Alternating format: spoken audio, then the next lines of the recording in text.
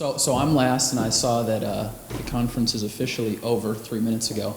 So I'm going to go very quickly. This is normally a 40-minute spiel about SeedCamp and so forth. I'll try to make it 20 or so. So I'm a fellow at SeedCamp. So what should we talk about? So who's left in the room? How many of you are angels? Just so I know. Okay, 3. So how many are entrepreneurs? Any entrepreneurs? Okay, so 5. So I guess I'll do both of my main points. So I'm going to talk about my background. I've worked with some startups. I've worked with a few angel groups. I've worked with a technology transfer firm. So then we'll go on to about SeedCamp, kind of some of our interesting background investment process and so forth. In just a couple slides on European investing in general. So like I was saying, who am I? So I have my undergrad in entrepreneurship. I've worked with 3 angel firms and 2 startups, and they're not just generic ones. So the angel firms specifically are a combination of focused and broad ones. And I have a slide on that I put in last night because of the whole angel conference. So the first one I've worked with is a focused angel group, what I call. So that was about 50 angel investors. And I consider them focused because all of them had exited successfully, or the vast majority had. So they were smart money. So Nico was talking about the difference between smart and dumb money. So they didn't have huge amounts of capital, but what they did add is their background in transactions, their background in expertise, and specifically a lot of medical device and things like that. What they did also that was different is they hired a managing director to help vet business plans. So they got about 100 every single month that came into this angel group. And this person's sole duty was to pick the 2 best ones. So every month they had 2 of these startups present to a group of about 50 angels, and the vast majority of them got funding. So they had a lot of high-quality deal flow, specifically from a university in the area. University spin-outs are big in the U.S., which was where this angel group was.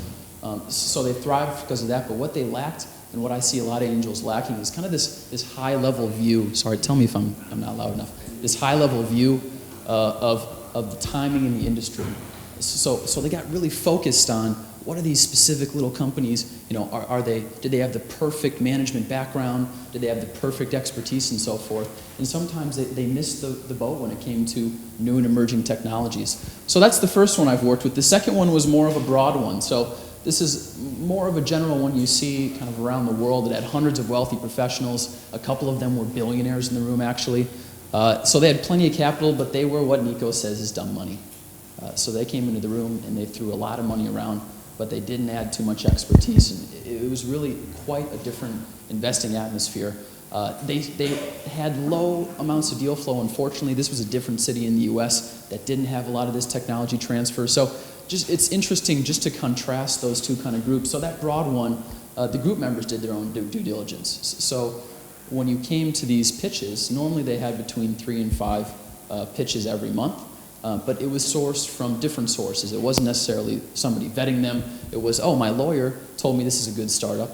Maybe we should have this person come and pitch. So anyway, not too much of a huge point in that slide, but I just wanted to point out that there are differences in angel groups. So and I'm not sure what kind of syndicates have formed in Serbia or around this area, but those are the 2 that I saw, at least in the U.S., kind of the 2 most common ones. So I've worked with some startups as well. I don't want to really highlight these too much, but specifically an interesting one I've worked with is a funded startup that was a medical device firm. Now I have absolutely no background in medical devices, but it does show that you can pretty much learn any technology within 3 months. I was selling to neurosurgeons brain imaging software before they did tumor resections. So it kind of, it points out the fact that it doesn't really matter, I don't think, if you have a specific technology background. A lot of angels look for somebody that's been at IBM, let's say, for 20 years. But a lot of times you see those people being confined in their thought processes. They can't necessarily think out of the box and think, oh man, this is a really new way of looking at this innovative technology. So let's move on from there. So why don't we go on to kind of what I do at SeedCamp and so forth. So my main role is operational research at SeedCamp. So I improve both the intake process after we invest in companies, and I also work with these companies after they're in to determine how they should grow and so forth.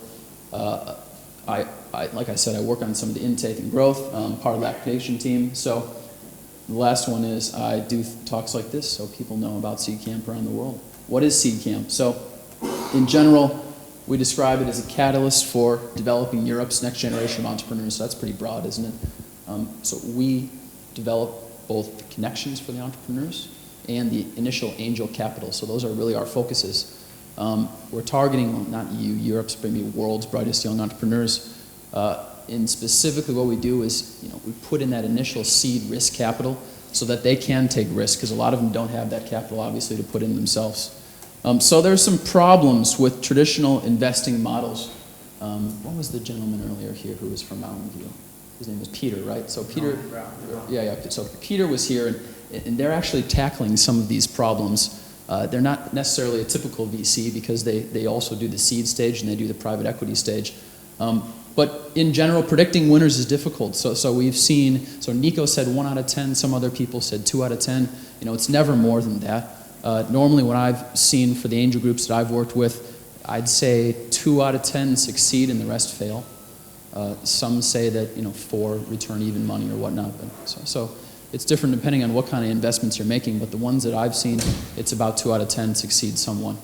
So there's not enough volume, so unless you have a good 100, 200, 300 businesses to look at every year, it's difficult to pick the good ones. Matching experts with startup is something that a lot of traditional VCs don't do very well. They don't focus on it specifically. They don't put that expertise behind the startups after they've invested in them, or they take internal expertise at the fund. They don't necessarily go out to this mentors and ecosystem. So like I said, the limited ecosystem, and the process isn't scalable. So if you have somebody that has a background looking at investments, how many of those people are there in the world, and can you scale that to look at all these investments and do a week or two of due diligence on each one? It's just not scalable. So SeedCamp has a little bit of a different model. We have an enormous volume. Our diversity is from around the world. We add expertise, so we have a platform for delivering expertise. We have a platform for exposing these startups that we invest in. And we think we can scale by using this ecosystem that we've developed. So in general volumes, I think this gentleman was talking about too many eggs in one basket. So we have many eggs in our basket. 2,000 applications a year, take part in about 10 of our events around the world. And we make 20 plus investments, so we had 22 investments this last year. So as you can see from this map, I don't know if it's too clear, it's pretty clear on there. So a fourth come from the UK, which makes sense, that's our headquarters, but the rest, this is just our European investments. They really come from all over, so almost every country is a couple of percents there. You see a hotbed in Berlin, that's 11%, obviously. Scandinavia is a little higher than average. So really our bread and butter is hooking up this expertise with our startups that we have. So we have 1,500 active mentors every year. Nico's one of them. I'm not sure if any of you have been, okay, so we have another one, great, so a SeedCamp mentor. So we have 1,500 that come from really around the world and travel to our events that give mentorship to these 200 companies. Now if you recognize, so 200 is the number that take part in our events, don't necessarily have investment.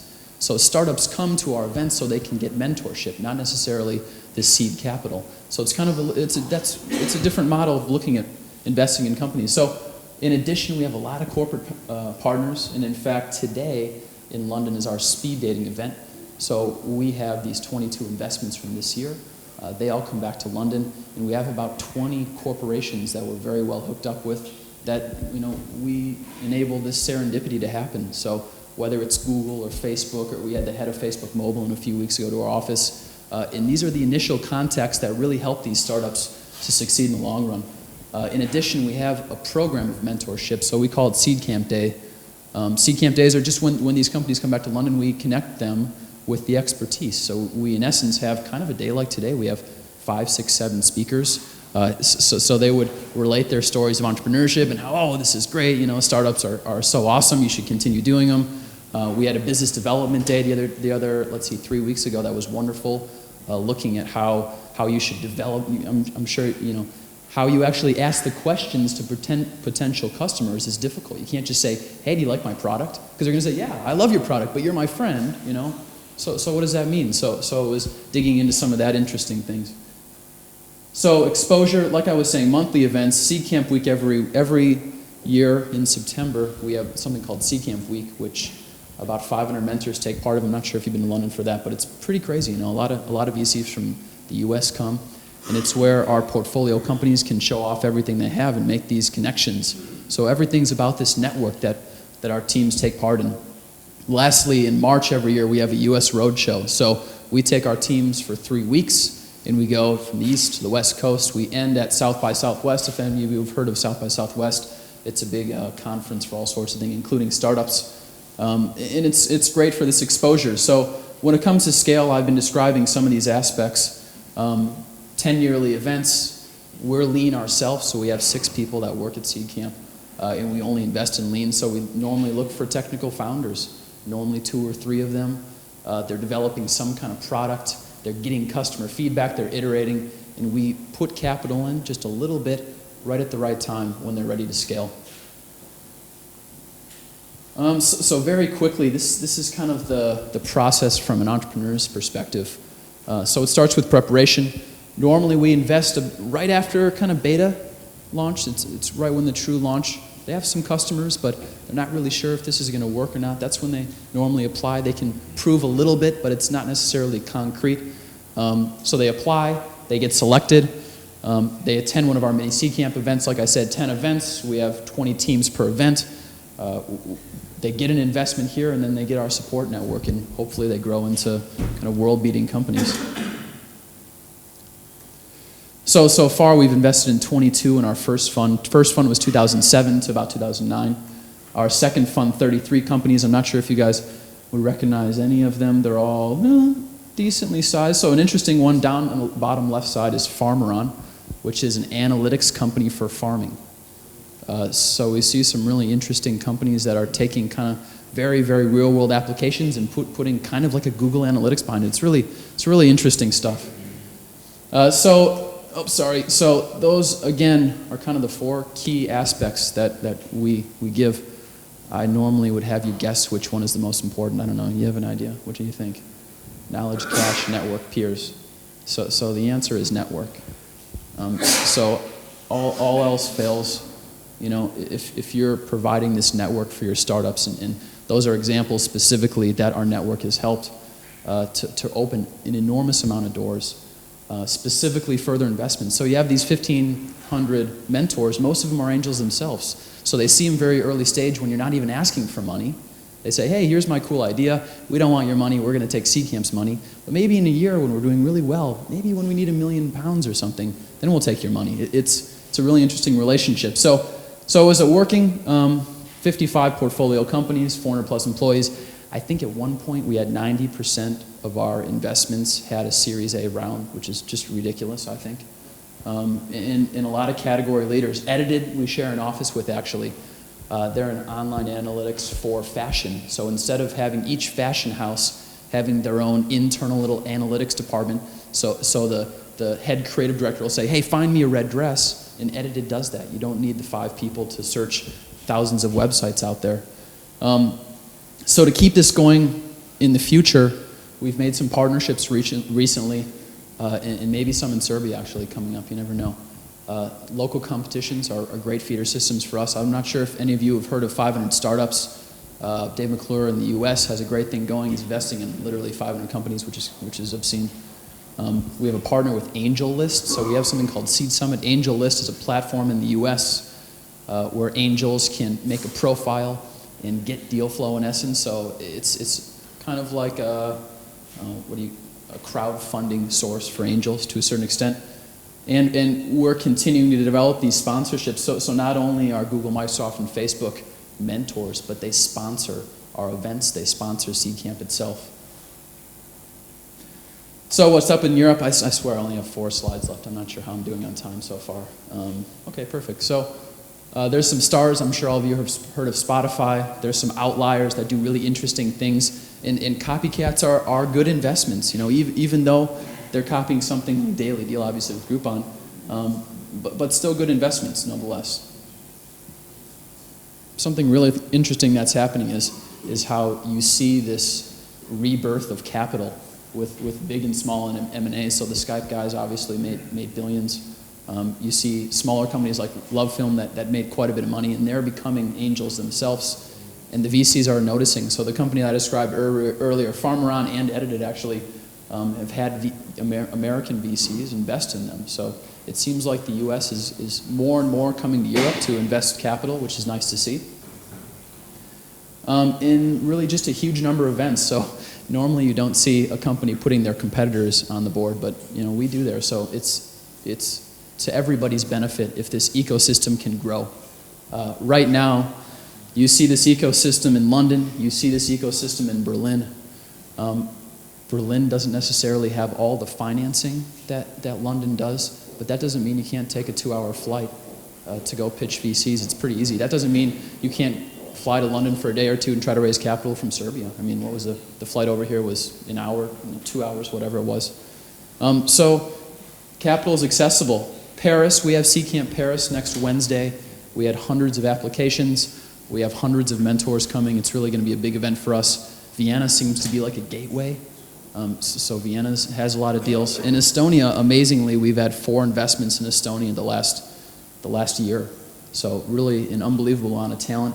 Not all of them are moving to London. So as opposed to like a Y Combinator model, SeedCamp doesn't require their teams to move to a specific location. A lot of times you see them staying in their country, building their product for 2, 3, 4 months, and then moving to London when they need further capital. So not Silicon Valley, but we're getting there, definitely. So second to last slide, we should be better connected still.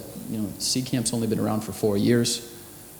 We have our fingers in a lot of different markets, but I don't know if has there been a presentation in Serbia before? Maybe Reshma, I'm not sure.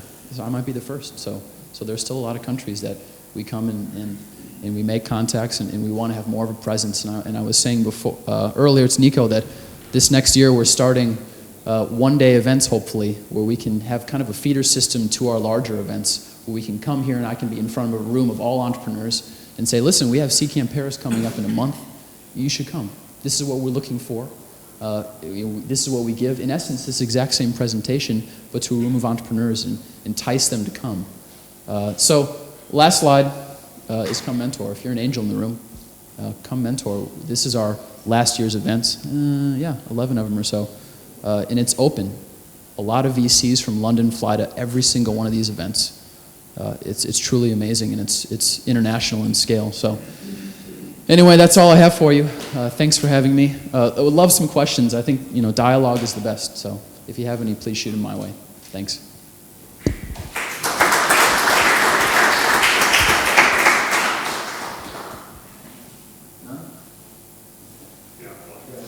What's the acceptance ratio? Acceptance ratio on Yeah, how many comes? So that slide I had 2,220. That's accurate.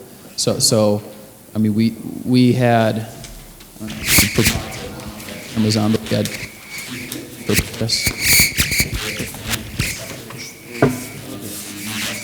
some.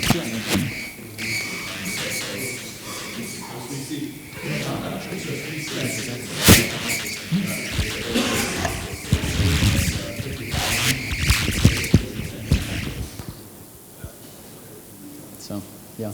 Any other questions? Yep. What do you think the opportunities are in service? What areas? Estonia. So opportunities in Serbia. I just got here for the first time yesterday, so I couldn't speak specifically about the Serbian market. How about Estonia? Has an amazing amount of programming talent. We normally invest in these web technology startups. So seeing people who are online engineers, whatever you would call them, putting really innovative, good ideas to work it's very expandable, and you can leverage it to make enormous companies. So I don't know why that couldn't happen here. So sorry I couldn't be more specific. Any others? No? Is there any sponsorship besides the companies from the government or EU funds? None. The tech transfer.